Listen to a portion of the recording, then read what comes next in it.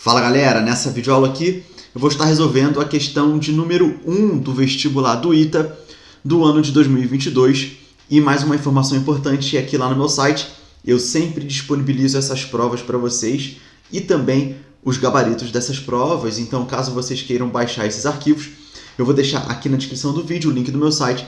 Vocês acessando o meu site, vocês conseguem encontrar esses arquivos, beleza?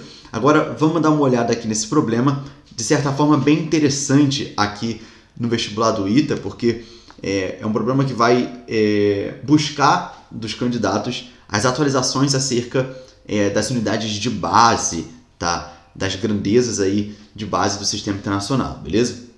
Vamos dar uma olhada aí, olha só. Em 2019, no 144º aniversário da Convenção do Metro, as unidades básicas do Sistema Internacional foram redefinidas pelo Escritório Internacional de Pesos e Medidas. A seguir, são feitas algumas afirmações sobre as modificações introduzidas pela redefinição de 2019, tá? Então aqui, pessoal, olha só, a primeira afirmação é a seguinte: são apenas 7 as constantes da natureza definidas como exatas, a saber, a velocidade da luz, a frequência de transição de estrutura hiperfina do césio 133, a constante de Planck, a carga elementar, a constante de Boltzmann, o número de Avogadro e a eficácia luminosa da radiação monocromática na frequência de 540 terahertz, tá? Então, pessoal, já de início a gente vai saber aqui que essa afirmação ela está correta, tá? É uma afirmação verdadeira, mas vamos analisar aqui com um pouco mais de calma, tá?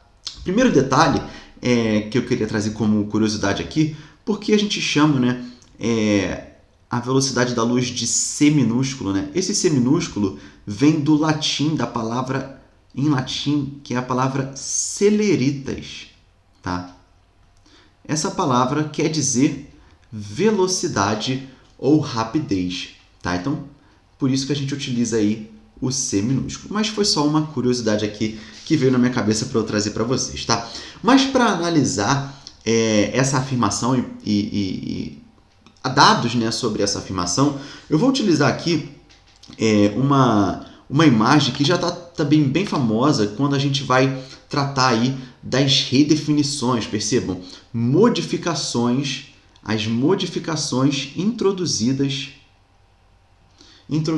pela redefinição de 2019 em relação às unidades básicas do Sistema Internacional, que é essa imagem aqui, pessoal. Olha só, essa imagem não foi eu que criei, tá? Eu vou deixar aí o link dessa imagem aqui embaixo, tá?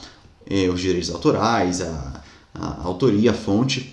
É um arquivo em PDF, o link é embaixo de um arquivo em PDF, vocês conseguem encontrar esse arquivo e é justamente nesse arquivo que vocês vão encontrar essa imagem, tá? E aí o problema vai falar de algumas grandezas, né? E a primeira dela está aqui, ó, deixa eu colocar aqui de cor verde. A primeira dessa grandeza que o problema vai tratar é a velocidade da luz no vácuo, tá? A velocidade da luz no vácuo, aqui, olha, tem esse valor, tá? Uma grandeza aí, uma constante, né, da natureza, considerada aí como exata, tá? Outra constante que o problema vai tratar é a constante de Planck, tá? Aqui eu tenho esse valor para a unidade, esse valor para a velocidade da luz no vácuo e essa unidade no Sistema Internacional, metros por segundo, e aqui eu tenho esse valor para a constante de Planck e essa é a unidade também no Sistema Internacional, que é o Joule vezes segundo, tá? Outra grandeza, outra constante, né, que o problema vai tratar é a frequência do desdobramento hiperfino do átomo de césio 133, aqui em repouso, ou seja, com velocidade nula e a uma temperatura de 0 Kelvin, tá? 0 Kelvin vai ter esse valor, essa frequência, já que a gente está falando de frequência, a unidade de frequência no Sistema Internacional, Hertz, tá? Que é o 1 sobre segundo, beleza? A carga elementar é outra constante da natureza considerada como exata.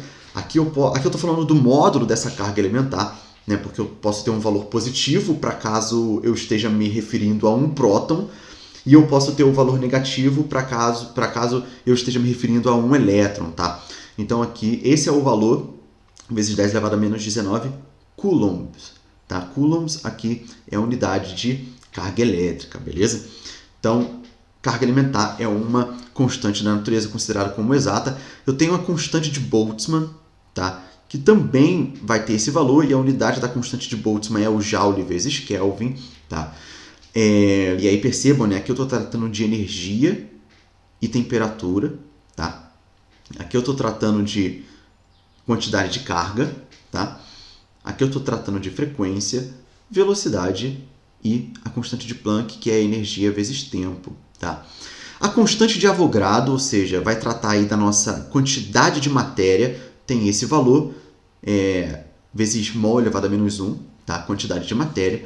E a eficácia da radiação monocromática de frequência 540 terahertz, né? Frequência em hertz. E aqui, pessoal, vai ter esse valor aqui, 683, tá?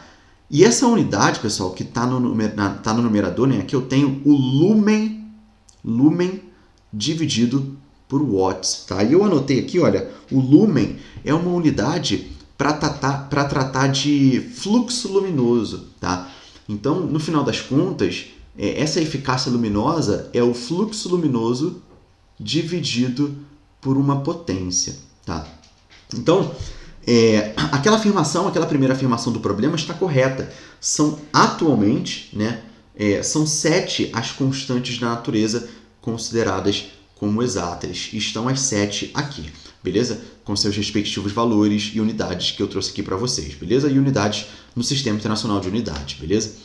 Vamos dar uma olhada aqui na segunda afirmação, que é a seguinte: são apenas 6 as constantes da natureza definidas como exatas, a saber... Bom, já temos um erro, né?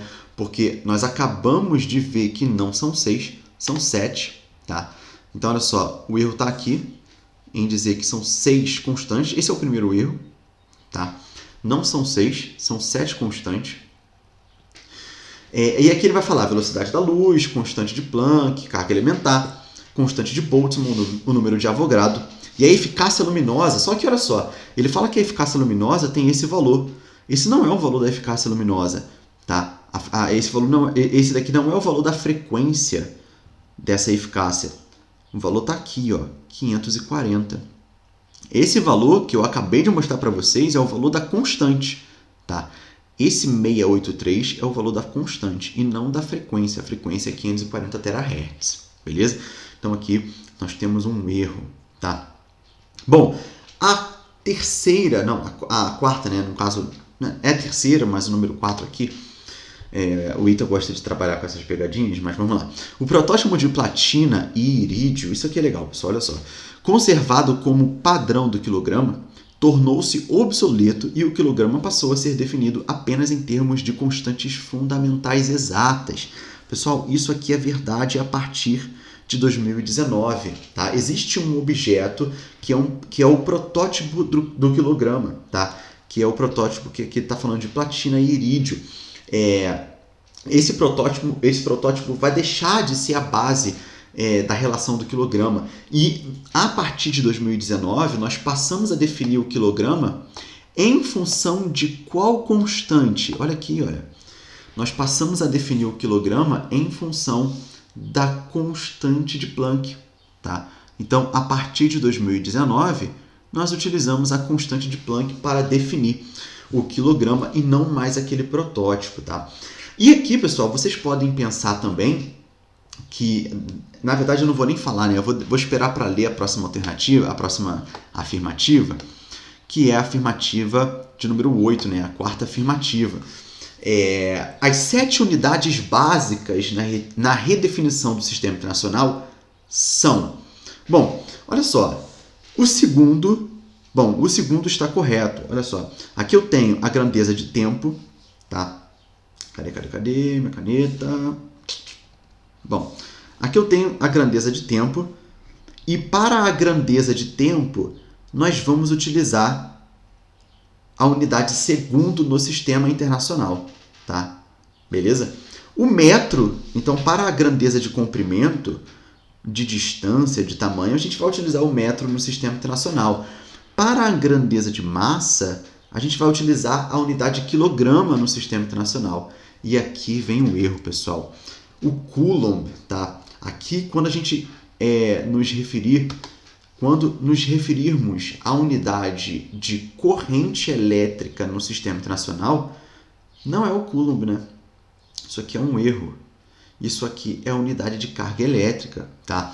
E para a unidade de corrente elétrica, a gente vai ter que utilizar aqui o ampere. Tá? Então está o erro aqui nessa afirmação. O mol para a quantidade de matéria. Então, a unidade de quantidade de matéria no sistema internacional é o mol. Para a grandeza de temperatura, a gente vai utilizar o Kelvin como unidade no sistema internacional. E o candela, pessoal, o candela é a unidade de fluxo luminoso ou luminosidade. Tá? Perdão. O candela é a unidade de luminosidade ou intensidade luminosa. Tá? Fluxo luminoso é o lumen, que eu comentei aqui na primeira afirmativa. Tá? Então, candela, unidade de intensidade luminosa ou luminosidade, tanto faz. Fluxo luminoso é lumen. Tá? E aí, olha só, vamos voltar lá para a nossa imagem, que é uma imagem bem rica. Tá? Assim como nós utilizamos o quilograma para nos referirmos, né, assim como nós utilizamos a constante de Planck para definir o quilograma, nós utilizamos a velocidade da luz no vácuo para definir o metro. E percebam também que o metro, consequentemente, vai estar definido em função da grandeza, frequência do desdobramento hiperfino. Tá? O segundo vai ser baseado nessa constante. O ampere, né? Como que nós definimos o ampere? O ampere é quantidade de carga dividido por segundo. Tá? E aqui o ampere, nós vamos utilizar a carga elementar para definir o ampere. Nós vamos utilizar a constante de Boltzmann para definir o K, que é o Kelvin, né? A grandeza de temperatura no sistema internacional. Vamos utilizar a constante de Avogadro para definir o mol e vamos utilizar essa eficácia luminosa, né, para definir a intensidade luminosa, que é o candela. Tá? Então, pessoal, vou terminar aqui esse vídeo com a resposta do nosso problema. Tá? Olha só. Bom, essa última afirmativa aqui, ela está errada. Né? Então, ela está errada. E aqui, olha só. Assinale a alternativa que contém a soma dos números correspondentes às afirmações verdadeiras. Tá? Então, nós teremos aqui o número 1 somado com... Deixa eu até botar de verde aqui, né? Já que eu estou utilizando o verde para falar das afirmativas corretas. Então, o número 1 e o número 4. Tá? E 1 mais 4 dá 5, beleza? Então, deixa eu trocar aqui de cor. Vou botar um azul para a gente poder marcar a nossa resposta. E aqui, olha só, o azul vai marcar aqui a letra B. Tá? É a soma das alternativas corretas, beleza? E aqui, pessoal, vai algumas observações.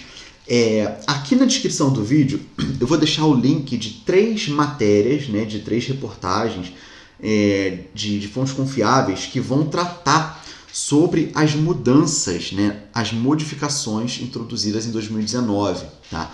Então, eu realmente aconselho muito que vocês leiam, tirem 20 minutos do dia de vocês para que vocês possam ler essas matérias. Vou deixar aqui os 3 links. E tem mais um link que é um PDF, tá? Que também vai abordar essas mudanças, vai falar sobre sistema internacional. Então, esse PDF não é meu, realmente não lembro de cabeça quem criou, quem produziu, quem publicou, mas vocês vão encontrar aqui o link do PDF e as 3 matérias para que vocês possam lê-las. Tá? Eu realmente recomendo que vocês leiam para que vocês possam se atualizar sobre esse assunto, para que vocês possam entender o que aconteceu. Tá? e está por dentro das mudanças que ocorreram em 2019. E eu falo isso com muita intensidade porque eu já vi pessoas na internet dizendo que essa não é uma questão de física de verdade, digamos assim, né? Uma real questão de física. Eu não iria por esse lado, na verdade eu não vou por esse lado, né? Essa é uma questão de física de verdade, sim, tá? Unidades de medida são importantes, tá? E é uma questão, inclusive, digna de cair aqui no vestibular do ITA de 2022 como primeira questão, tá? Então, vamos colocar aí o nosso pé no chão, vestir o chinelinho da humildade e reconhecer que essa é uma questão de física, sim, uma questão de física de verdade, digamos assim, como eles querem dizer, tá? E que a gente tem que dar toda a atenção para esse conteúdo, e esse conteúdo, vale dizer, que muitas das vezes ele é ignorado ou passado batido, né, por professores de física. As unidades de medida e as grandezas, muitas das vezes, não são tidas como importantes no ensino de física, tá? Então, vou encerrando esse vídeo aqui, dizendo que eu espero que vocês tenham gostado desse vídeo, espero que vocês tenham compreendido a resolução, e a gente se vê na próxima. Valeu!